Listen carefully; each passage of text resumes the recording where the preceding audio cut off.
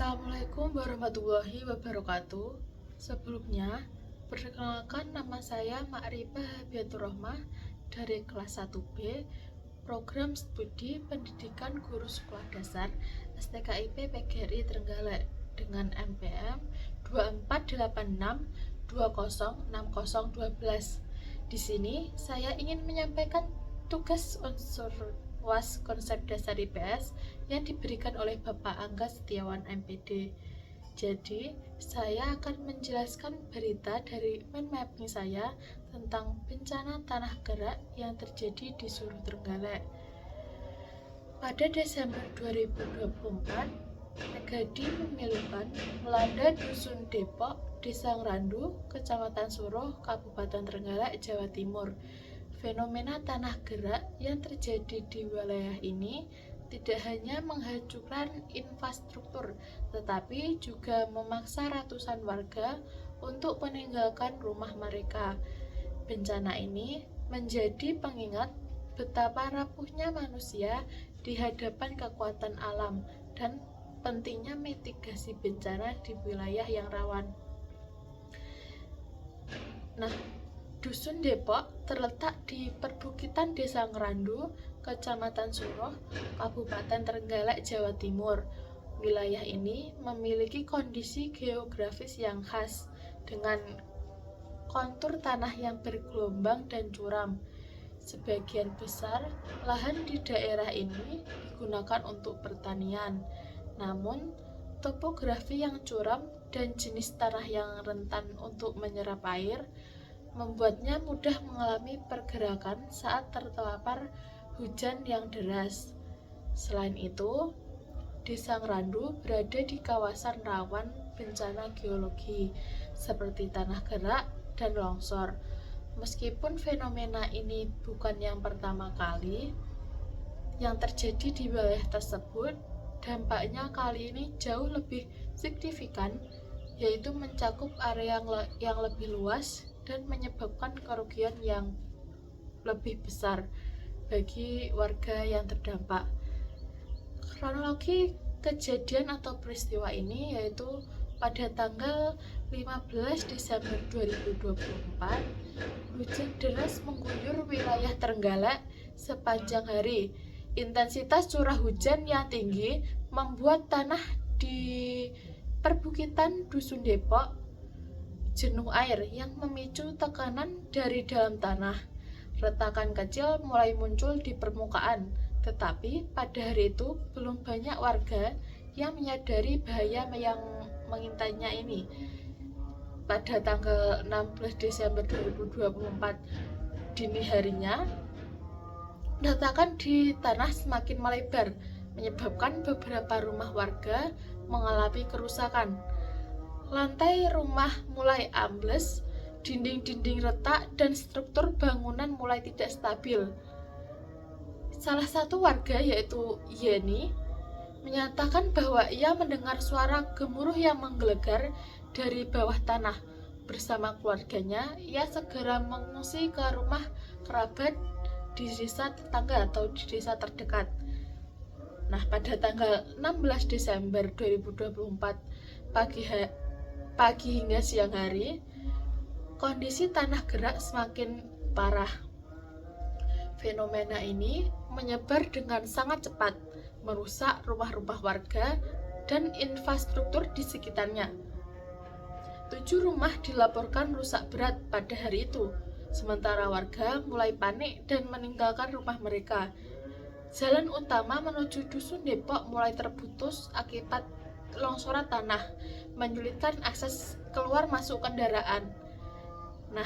Besoknya pada tanggal 17 Desember 2024, dampak tanah gerak semakin meluas, mencakup area hingga 10 hektar.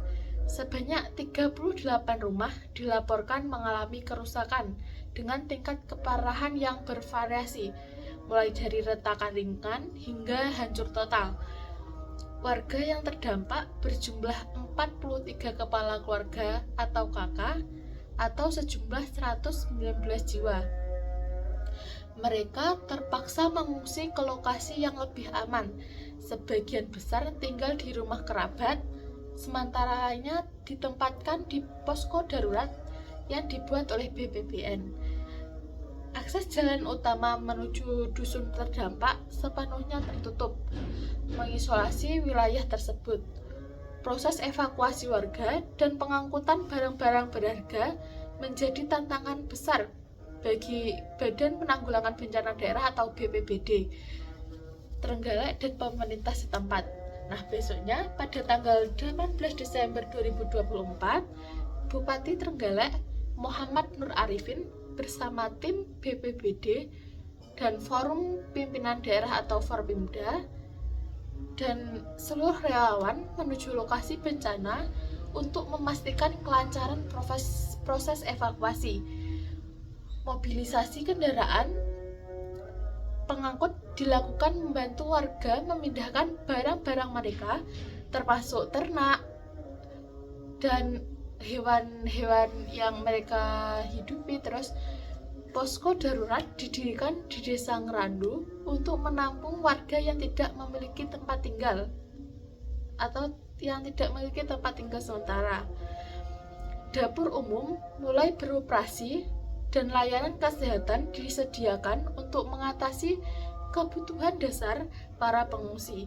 Pada hari itu, proses evakuasi selesai, meskipun warga masih khawatir akan adanya pergerakan tanah susulan. Dampak dari peristiwa atau bencana ini yaitu yang pertama, kerusakan fisik dan infrastruktur. Nah, rumah warga sebanyak 38 rumah mengalami kerusakan dengan beberapa di antaranya rusak berat atau bahkan tidak dapat dihuni lagi seperti itu. Nah, jalan dan fasilitas umum. Jalan utama menuju Dusun Depok tertutup total, menyulitkan akses logistik ataupun saluran irigasi dan jaringan listrik juga mengalami kerusakan parah, mengganggu kehidupan sehari-hari warga. Yang kedua, ada dampak sosial yang dirasakan oleh warga yang terdampak. Nah, pengungsian massal sebanyak 119 jiwa terpaksa meninggalkan rumah mereka, termasuk anak-anak, lansia, perempuan yang menjadi kelompok paling rentan yang akan diungsikan paling awal di tengah kondisi pengungsian tersebut.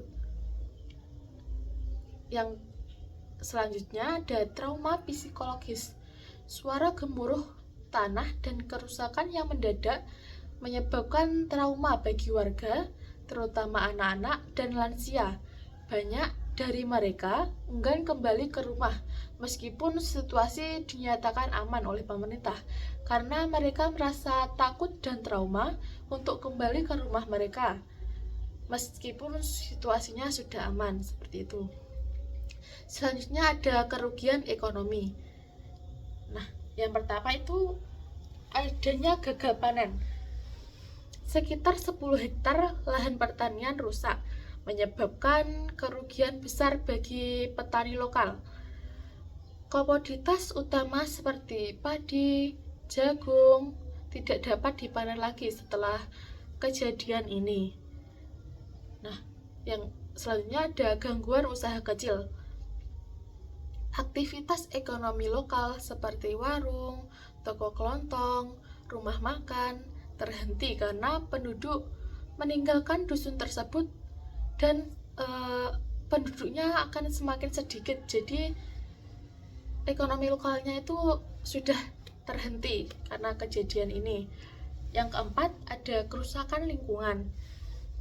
Area hutan kecil yang berfungsi sebagai penahan tanah rusak akibat longsoran. Hal ini memperburuk resiko bencana susulan atau pergerakan tanah susulan seperti itu. Nah, dari kejadian ini, estimasi kerugian yang ditanggung warga seluruhnya yaitu diperkirakan mencapai miliaran rupiah. Kerusakan rumah warga itu mencapai sebesar 2 miliar rupiah jika ditotalkan. Terus kerusakan infrastruktur mencapai 500 juta. Terus juga ada kerugian lahan pertanian yaitu sebesar 300 juta rupiah. Biaya evakuasi dan penanganan darurat itu mencapai 200 juta rupiah. Sebanyak itulah kerugian yang ditanggung oleh warga akibat bencana tersebut. Tindakan penanganan. Yang pertama, evakuasi dan bantuan darurat. Proses evakuasi dilakukan dengan cepat, sementara bantuan logistik seperti makanan, pakaian disalurkan ke posko darurat dengan baik. Yang kedua, ada relokasi permanen. Pemerintah mempertimbangkan opsi relokasi warga ke tempat yang lebih aman, mengingat wilayah tersebut tidak lagi layak untuk dihuni oleh warga akibat kejadian tersebut. Nah, yang selanjutnya yaitu yang ketiga, ada edukasi dan mitigasi. BPBD berencana meningkatkan kesadaran masyarakat tentang resiko tanah gerak dan cara menghadapinya. Seperti itu.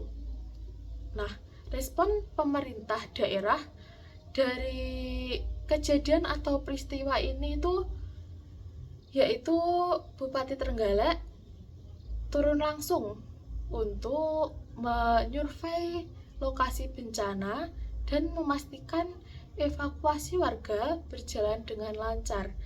Pemerintah daerah bekerja sama dengan berbagai pihak, termasuk tenaga ahli geologi, untuk melakukan asesmen kondisi lahan.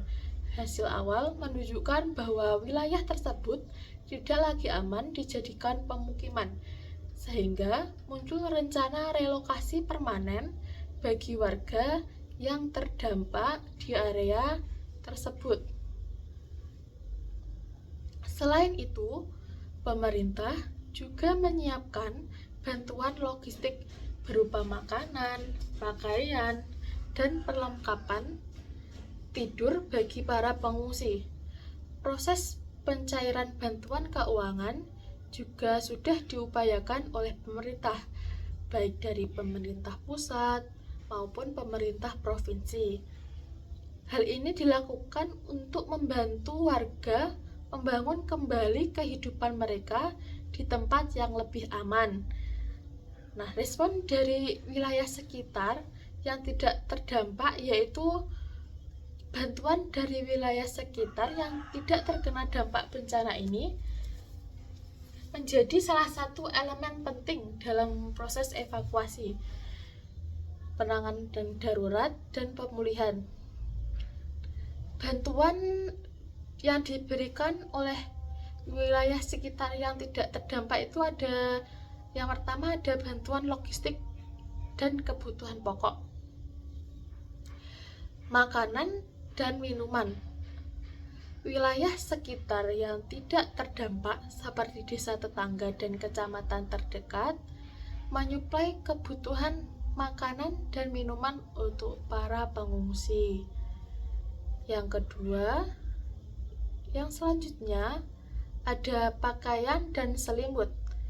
Masyarakat sekitar memberikan sumbangan berupa pakaian layak untuk dipakai, selimut, dan perlengkapan tidur untuk para korban yang mengungsi. Nah, yang selanjutnya ada perlengkapan kesehatan. Bantuan berupa masker, obat-obatan, dan perlengkapan kebersihan seperti sabun dan hand sanitizer juga diberikan untuk menjaga kesehatan para pengungsi. Nah, yang selanjutnya yaitu nomor 2, ada tempat penampungan sementara.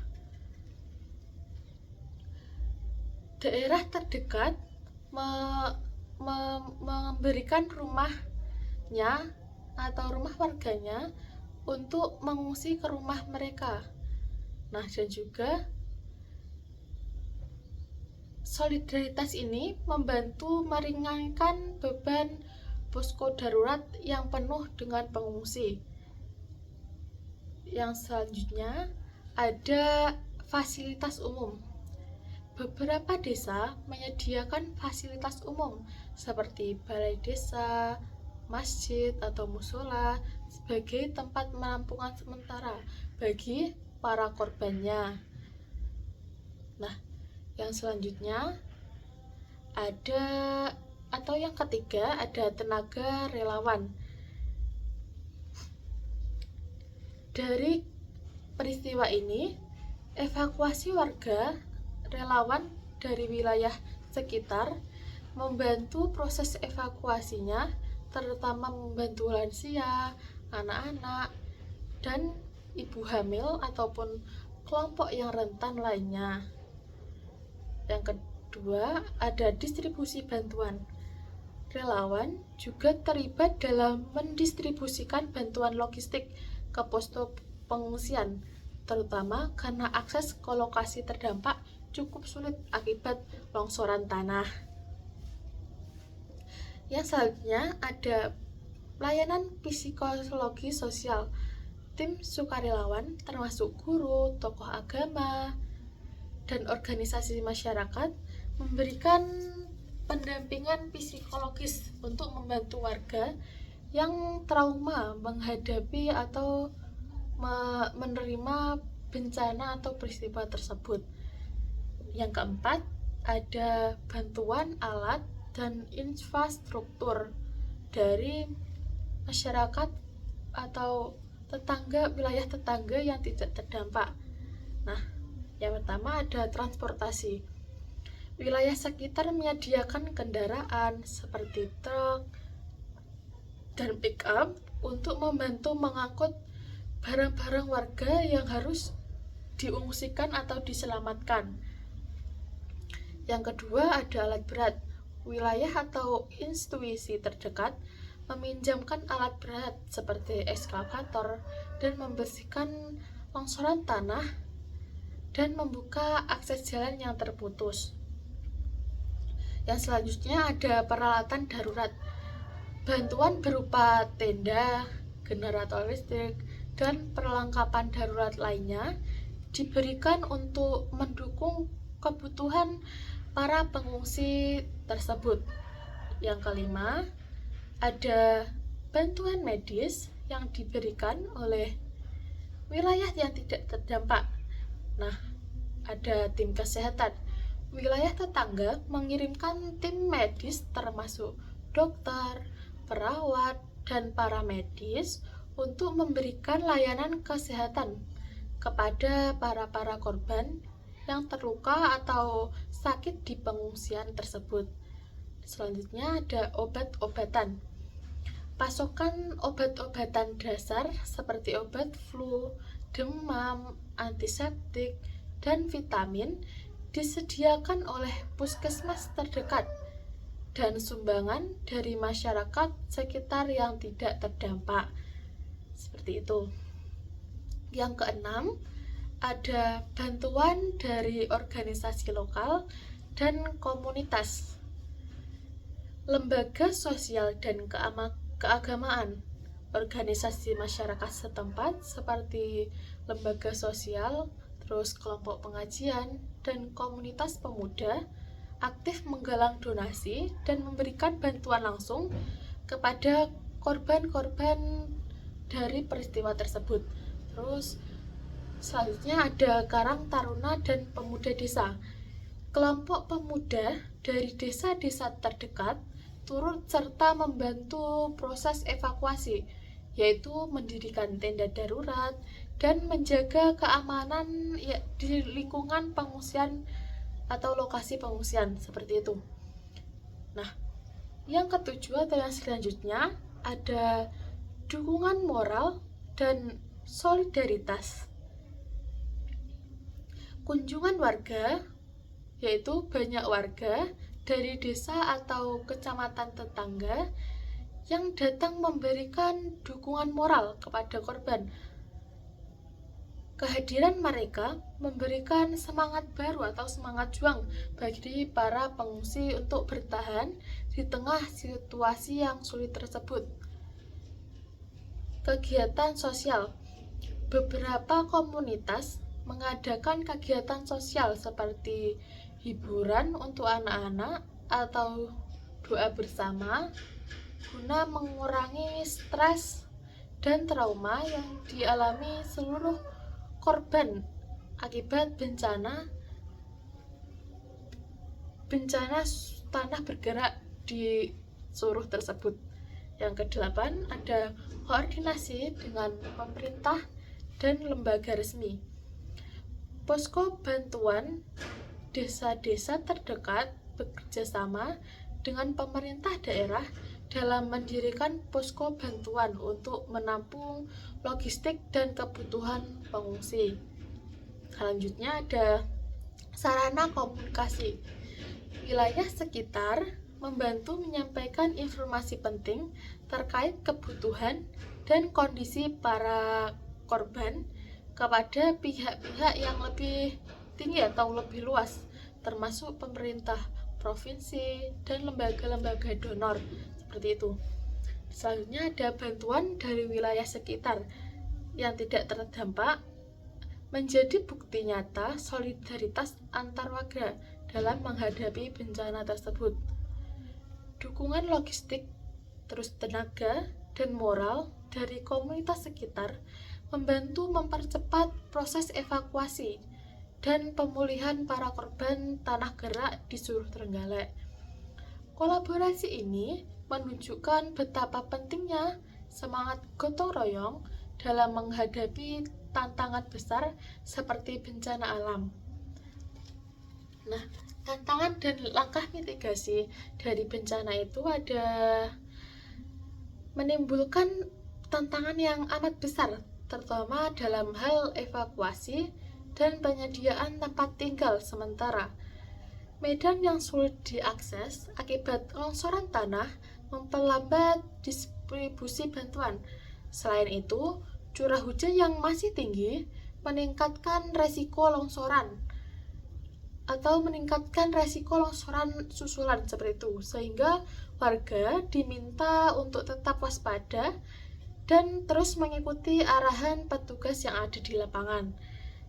Pemerintah daerah bersama BPBD Trenggalek terus memantau kondisi tanah dan melakukan berbagai langkah mitigasi untuk mencegah terjadinya bencana serupa di masa depan. Langkah ini meliputi edukasi kepada warga tentang tanda-tanda awal tanah gerak, terus penanaman vegetasi penahan tanah, serta pengkajian ulang tata ruang wilayah untuk mengurangi resiko penggabungan di daerah rawan bencana. Nah, kondisi terkini dan harapan warga akibat peristiwa ini itu seluruh warga masih berada di daerah atau di tempat pengungsian. Mereka berharap pemerintah dapat segera menyediakan solusi permanen seperti relokasi ke tempat yang aman dan bantuan pembangunan rumah yang baru. Di sisi lain, masyarakat Trenggalek dan berbagai pihak telah memajukan solidaritas dengan pengiriman bantuan untuk meringankan beban para pengungsi. Bencana tanah gerak di Trenggalek ini menjadi pengingat akan pentingnya mitigasi bencana dan perencanaan tata ruang yang lebih bijaksana, terutama di daerah yang rawan pergerakan tanah. Selain itu, respon cepat pemerintah dan dukungan masyarakat sekitar menjadi kunci dalam menghadapi bencana dan membantu korban untuk kembali bangkit lagi. Seperti itu. Tragedi ini menyisakan pelajaran berharga bahwa kesiapsiagaan dan sinergi antara masyarakat, terus juga pemerintah, dan lembaga-lembaga yang terkait sangatlah penting dalam menghadapi ancaman bencana alam yang sewaktu-waktu bisa terjadi kapanpun dan dimanapun. Fenomena tanah gerak yang terjadi di seluruh Tenggara ini memberikan banyak pelajaran berharga yang dapat kita ambil, baik sebagai individu, masyarakat, maupun pemerintah. Nah, hal apa saja yang dapat dipelajari dari kejadian itu seperti yang pertama ada pentingnya kesadaran akan resiko geologi. Wilayah yang rawan bencana seperti tanah gerak ataupun longsor memerlukan perhatian khusus seperti itu.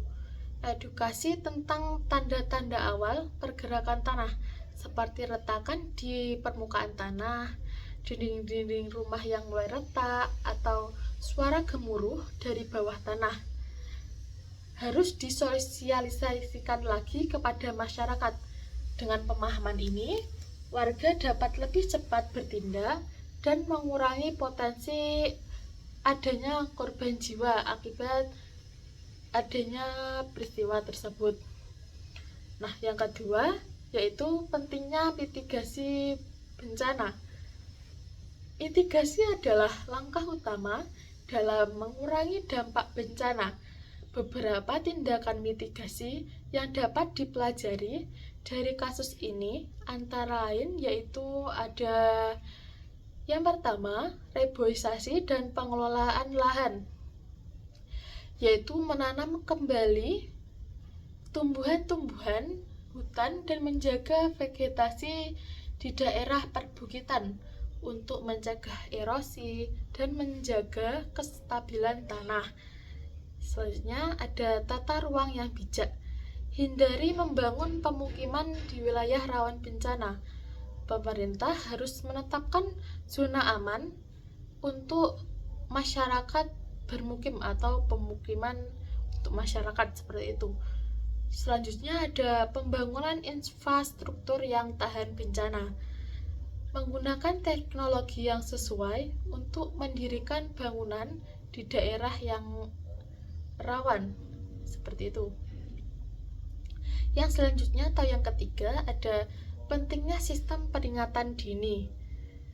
Pemerintah itu harus menunjukkan perlunya sistem peringatan dini yang lebih efektif, seperti pemantauan kondisi tanah di wilayah yang rawan dan penyebaran informasi melalui media lokal. Dengan adanya sistem ini, masyarakat dapat memiliki waktu yang cukup untuk melakukan evakuasi sebelum bencana ini atau bencana apapun itu terjadi seperti itu. Yang keempat, ada pentingnya respon cepat dan koordinasi antar lembaga. Nah, jadi maksudnya itu respon cepat dari pemerintah, BPBD, dan relawan dalam proses evakuasi menunjukkan betapa pentingnya koordinasi yang baik. Namun, ini juga menjadi pengingat untuk terus meningkatkan kesiapan tanggap darurat seperti penyediaan alat berat, logistik, dan posko darurat yang lebih baik dan lebih memadai lagi. Yang kelima, ada solidaritas sosial di tengah bencana. Jadi maksudnya itu adalah bencana tanah gerak menunjukkan pentingnya solidaritas antar warga. Banyak sekali korban bencana yang mendapatkan bantuan dari kerabat atau tetangga. Rasa kebersamaan ini perlu dipupuk terutama dalam menghadapi situasi darurat seperti itu. Nah, yang keenam ada pentingnya relokasi untuk wilayah yang tidak layak untuk dihuni oleh warga. Nah, jadi wilayah yang telah terdampak tanah bergerak ini berulang kali tidak lagi layak untuk dihuni. Pelajaran dari kasus ini adalah perlunya rencana relokasi bagi warga yang tinggal di wilayah yang rawan dengan dukungan pemerintah dalam penyediaan tempat tinggal baru yang aman dan layak. Sekian informasi atau video yang dapat saya sampaikan. Mohon maaf jika banyak kesalahan dan agak belibet seperti itu. Sekian, terima kasih. Wassalamualaikum warahmatullahi wabarakatuh.